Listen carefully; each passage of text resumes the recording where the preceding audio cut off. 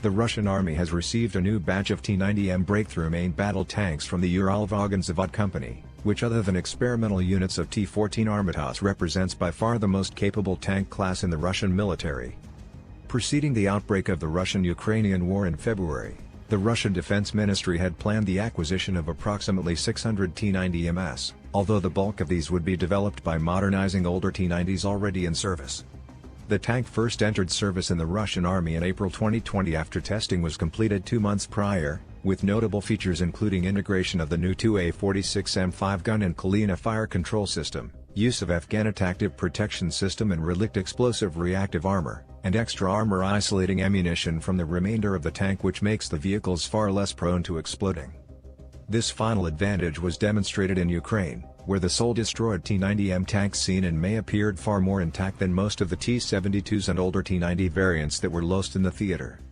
The tank is not only far more survivable, but also maintains much better situational awareness, particularly due to its network-centric warfare capabilities and array of modern thermal sights, while its new main gun allows it to deploy many new kinds of rounds.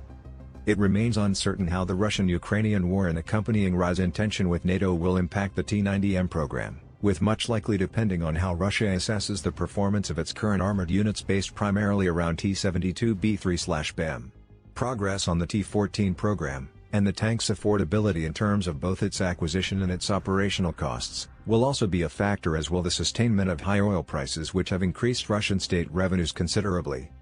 Although the T-90M was long seen to provide parity with the most capable tanks in NATO, with alliance members other than Britain all dependent on tank designs from the early 1980s or late 1970s such as the Leopard 2 or M1 Abrams, moves by Poland and Turkey to acquire more capable vehicles from South Korea in very large numbers has led to the possibility of a very steep Russian disadvantage should it fail to invest in the T-14.